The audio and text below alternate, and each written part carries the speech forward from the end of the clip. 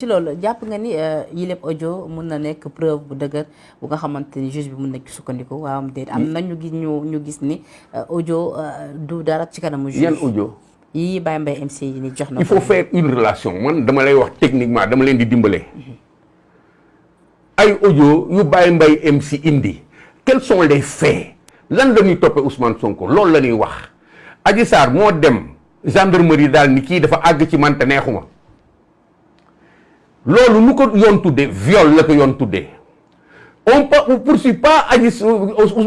Ousmane Sonko pour des déclarations de wala lii Adji Sarr wax wóorul on poursuit Ousmane Sonko wax naa la si Adji Sarr il est établi aujourd'hui que ñoom am nañu diggante si Adji Sarr am ak moom diggante fu kenn fekkewul yeewu suba daal ni Ousmane Sonko sama far la woon tëdd nañu 1000 fois 1001e fois bi daf ma forcé loolu mooy viol donc ay audio ay vidéo yi nga xam ni ça tourne à la périphérie. ci njëlbeen Ousmane Sonko dafa waxoon ni lu ni mel ab complot la orchestré par ku mel ni ñoom Mamour Diallo et autres ci audio bi ñu dégg Adji Sarr di ci lim seen tur foofu lay waxee. waaw voilà. loolu Ousmane Sonko ça ne tue pas le viol. d'accord Ousmane Sonko day jël loolu dem porter plainte contre ñi muy wax pour complot mais lu tax ça ne tue pas le viol dama lay dimbale encore. ki nga xam ni yow yaa doxal sa bopp dem kenn possédé wu la kenn drogué wu la kenn yeewu la nga masku encagoulé wu mel ni kuy nu mu tëddee encore raxaskatu mbedd dem dugg fi nga xam ni dara fekk na la fa mais c'est toi tu as donné l'occasion à ton adversaire de te violer ou à celui de te comploter yow yaa def ba noppi complot fekk la dama koy dimbale moom ci boppam mais nan la ñu mën a jëlee nit comploter ko ci loolu su fekkee ni fi mu dem moo fa yóbbu boppam nangu ni moo fa yóbbu boppam li mu sekk ak ndaw si moo ko lijjanti leer na Sénégalais yëpp ñu bëgg wut ay vidéo ay audio pour dindi ko ci loolu ça n'a rien à voir lii loolu su fekkee am na valeur du am valeur par rapport ak viol bi xam nga lu muy am valeur par rapport diggante contentieux bi am entre ñi mu tudd ak moom mu tuddee que complot mais amul rapport ak viol bi le viol il va y répondre parce que viol fait la man munuma nekk ay nit ñu nekk fële di jaxasoo suñu yemoon ci comploter que mais kon kenn du tëdd viol mais les faits qu'on a rapportés en saisine ay faits la yi nga xam ni kii jàmbat dafa tëdd ak man forcément yor ñaari revolver du loolu la ndaw si wax dafa tëdd ak man forcément yore ñaari revolver bi muy ñëw nii la demee naa la demee mais où est le problème pourquoi on veut mettre tout cela pour noyer le poisson et c'est maintenant eux de décider su jaxasoo foofu juge bi dafa war a wax non-lieu moo tax sorti Adji Sarr bi am solo quand eux ils veulent que juge bi wax non-lieu mun leen déedéet man tribunal laa jëm pourquoi on veut argumenter autour de leur non-lieu et on ne va pas chercher à raisonner pour dire mais pourquoi Adji Sarr dit je veux aller au tribunal sur quoi elle se fonde est-ce que dëgër na mais non on leur prête des arguments pour dire puisque Mamoudou Diallo nangam sangam puisque Baye Mbaye MC et puis yàlla na ma yàlla baal c'est des gens ci ordre bi ñuy intervenir man de ëppale naa sama bopp di leen déglu foofu man damay nekk nit ku mën a choisir fi may taxaw ci affaire bu nekk mais je te garantis une chose déglu Baye Mbaye MC ak ay si listu 16 personnes di ci wax yow laa rus moo tax nga may wax ma la koy delloo mais da ngeen di xool rek wax ju mel noonu wax ju doy waare noonu ñu mën ko teg ci réew bi teg ko ci ba réew bi yàqu na réew mi yàqu na di ci tudd ay nit te nit ñooñu fekk loo leen fenn nga bëgg di ko tudd pour défendre ki nga xam ni moom moo demoon njaaloo ji alors ci loolu le syndicat autonome des médecins du Sénégal di SAMES ñu exiger tamit à ce que état mun a garantir sécurité ki nga xamante ni moom mooy Alfousseyni Gaye kooku position de principe la suñu deful noonu du ñu respecter principe bi quand c'est l'institution qui réagit ils n'ont pas à juger mais benn médecin bu nekk boo ci jël boo ko laajee ci gëm-gëmu boppam dina leen waa ji jarul dara saay-saay la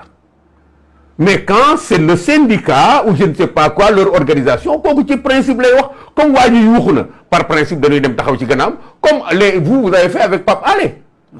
Alé qui assassine la République qui agresse les institutions malgré ça toute la presse se met derrière moi j'accepte vous avez le droit de le faire parce que c'est un journaliste mais vous n'avez pas le droit d'imposer aux gens que vous avez raison de le faire. Vous avez le droit de le faire parce que yéen c'est corporatiste. Tout à fait. Waaw. Mais vous ne pouvez pas me dire que li mu wax jaadu na parce que il a fait du banditisme dans le journalisme en essayant de tout faire pour dévoiler des secrets yi nga xam ni mooy mbootu Sénégal fi mboot am ci réew mi. D'accord. Kon non c'est la même chose, c'est la même attitude. Commissaire nag bëgg naa am également sa gis-gis par rapport ak tey xam nga jamono gi ñuy àttoo ni man ak yow. xam nga moom njiital réew mi président Macky Sall ma nga foofee ca Tambacounda. waaw ngir ñeel conseil des ministres donc nag daawoon nañ ko def ay temps sax ñu daal di ko woon dakkal reprendre nañ ko décentraliser li nga xamante ni moom mooy le conseil des ministres démb nag bu muy ñëw foofee ca Tambacounda ab mbooloo bu takku daal di génn teertu ko moom président Macky Sall lu ni mel ban gis-gis nga ci am wane na ni peut-être président Macky Sall jeexagul ci xolu nit ñi wala boog dafa am ci gox-goxaat yi nga xamante ni ba tey moom moo fa am teg ñoom doole. xam nga phénomène yu mel nii da nga koy jël ci li mu doon président Macky Sall jeex na wala jeexagul c'est pas ça la question dama leen wax ni leen yéen presse bi de manière générale depuis les années 80 da ngeen aadawoo ku yore réew mi baaxut oui du ŋàññi bu ma leen di def être journaliste taxaw wax dara ci président de la république baaxul moo gën a yomb wax dara ci Ousmane Sonko dama fi yuuxu ba sonn pour que nit ñi jël Ousmane Sonko teg ko ni que hé lii nga wax nii lu tax loolu déedéet moom day wax rek dem yoonam ñu nangul ko et puis day woote wax dem yoonam def live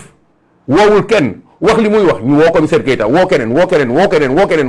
ni leen loo xam ci li Ousmane Sonko wax keneen def ko la même chose donc tey dafa jaadu président de la république bu tolloo fii ñu gis lan la fi def su ngeen ko gisul suñ ko gisul ñi nga xam ni ci seeni tànk la koy def ñu daan dox ay kilomètres du ñu am gis oto mu indil leen yoon ñi daan béy du ñu xam fu ñu jëm ak seenu mbéy mu indil leen yoon mu indi loolu def yeneen réalisation créer ay université créer ay école créer ay hôpitaux ci seen wet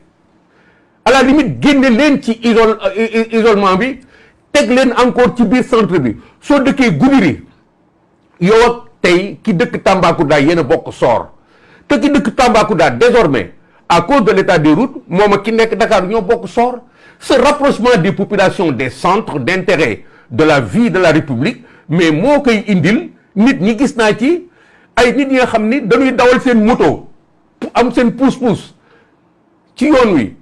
ni ay la yéwén lii mosu fee am na fi c'est ça qu'il faut lire comprendre lu tax nit ñi nangu ci biir ñi nangu am na ñi nga xam ne nangu rek la du def mais fi ñu jógee dafa sori parce que ci ŋàññi la ñu nekkoon ci bañ gu métti la ñu nekkoon ñu manipuler leen ba ñu feebar bugguñu dégg mais dafay am li nga xam ni dafay fatt bët lu baax dafay fatt bët lu rafet dafay fatt bët surtout nag bu fekkee ni yow da ngay bañal ki ko def da nga koy bañal day fatt bët te su fattee sa bët lu mu lay indil mooy su ñëpp dawee nga daw topp ci gannaaw moi je crois que c'est ça qui s'est passé à Tambacounda. voilà c'est important fallait que ñu laaj sa gis-gis parce que tey loolee dafa bokk ci actualité bi te it comme suñu concept moom dañuy war a wax ci. actualité voilà ci actualité bi donc fallait que ma laaj la ci sa gis-gis rapidement alors ça a été nag un plaisir commissaire bokk yow plateau bi di la bàyyi nga tàggatoo le mot de la fin. mais sant yàlla bu baax a baax man lii sama message ci askan wi dama ni jot na ñuy wax. fàtte woon naa ko sax.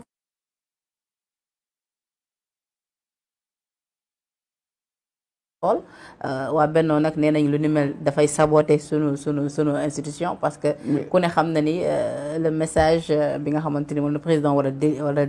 délivrer au soir du 31 ñëpp dañ koy xaarandi buñ ko bëggee nag saboter ak ay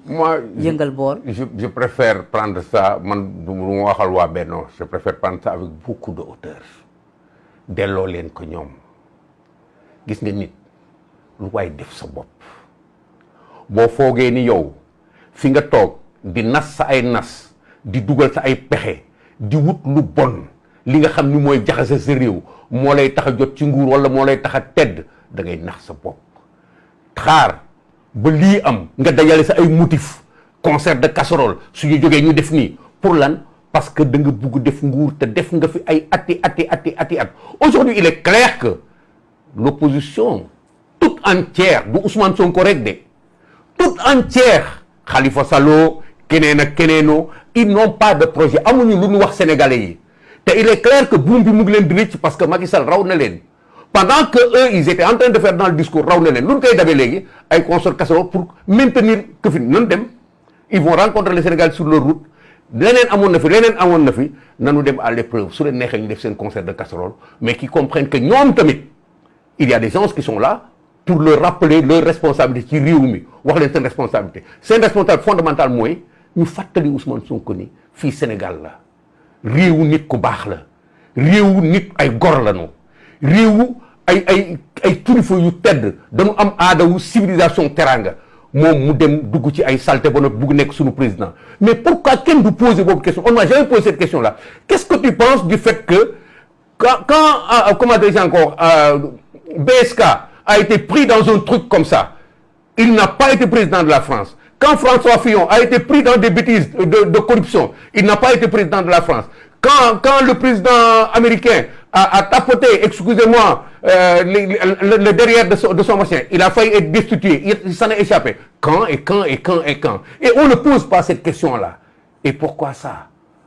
Pourquoi est-ce qu'on doit protéger ces gens-là? Pourquoi est-ce qu'il n'y a pas une version de presse qui amène à poser des questions qui les dérangent?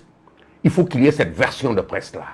Il faut qu'il y ait cette version de presse. C'est pourquoi nous allons amener la presse à y répondre. Celui-là ne sera jamais candidat tant que man maa ngi koy mën. Pourquoi? Parce qu'il a fait trop de mal dans le pays. Il a fait tuer 17 personnes. Il a violé une fille. Il a appelé à l'insurrection. Il a fait des bêtises dans ce pays-là. Yak alalu jàmbur yi. Mais qui? Deuxièmement, vous n'avez pas posé la question de savoir tous ces gens-là qui passent leur temps maintenant donc assumer saaga sëriñ si wax lu bon ci jigéen ñi wax lu bon partout di ko ndamoo suñ ko waxee moom mu ni non man bokkuma ak ñoom te su waxee bokkuma ak ñoom ñun ñoo bokk ak yow mais vous n'en parlez pas et on ne soulève pas le scandale. La grande marche devait être de préserver nos institutions religieuses sunu aada diine waaw sunu aada diine ñu protéger ko forum civil bi également ñi ngi woote ab manifestation le 30 forum civil bi waaw man ni ñoom également ñu ngi woote ab manifestation le 30 décembre. Pour quel motif? Vous précisez le motif. Rapport bi bokk na ci cour. Mais ils n'ont qu'à appeler le 30 décembre ñu woote ci protéger sunu valeurs yi loolu laay xaar forum civil mais benn rapport bi nga xam ne wax nañ leen liñ ciy def nañu wax lu tax cette bande là et consort animée des délinquants qui sont tapis ñoom ñu nekk fii Sénégal am ñu leen di liggéeyal di xas yow pourquoi laajuloo ma. tout ñoom lan laa xalaat ci lii ma metti man. nit ñi ji njaaloo ay nit yoo xam seen yoon newu ci arène politique bi di leen ko ji di leen fenal di fenal sëriñ si di yëkkati ay nit di def ay violence verbale ci kaw sëriñ si ak ko ñëpp di bëgg yàq suñu diine mais posez-nous ces questions-là qu'on y réponde qu'on leur dise ça ne marchera pas on va les combattre jusqu'au bout je vous assure man cotte tant que man koy mën Ousmane Sonko du nekk candidat fii parce que c'est de la pourriture excusez-moi du terme. D'accord commissaire ça a été un plaisir recevoir la vraiment ma lay remercier ci wuy si bi ak ci disponibilité bi wax nga ni nga bëggoon wax yëpp tàggatoo nga. Mais moi je vous remercie sauf que je me sentais mal en venant. Vous m'avez redonné de la santé. Dëgg la. En sortant d'ici, je me sens beaucoup mieux que quand j'arrivais. Vous êtes rendu compte. Machallah. Je sais même pas comment j'ai fait pour m'en sortir. dëgg la yàlla na yàlla dolli sutura. amiin te it yal na la yàlla may wér bu baax a baax gis naa la ba ngay doog a yegg si donc di la ñaanal jàmm fi nga toog man dama la jox cër bu baax a baax te yow loolu xam nga ko. donc di remercier également yéen ñi nga xamante ni yéen a toogoon di ñu seetaan di remercier la régie Thiaw ak Kit Junior pour la coordination la rédaction de Sénégal 7 yéen ñi nga xamante ni tout le temps yéen a safoo suñu ay programme di leen jox dig daje ci yeneen plateau d'ici là portez-vous bien jaa ngeen jëf.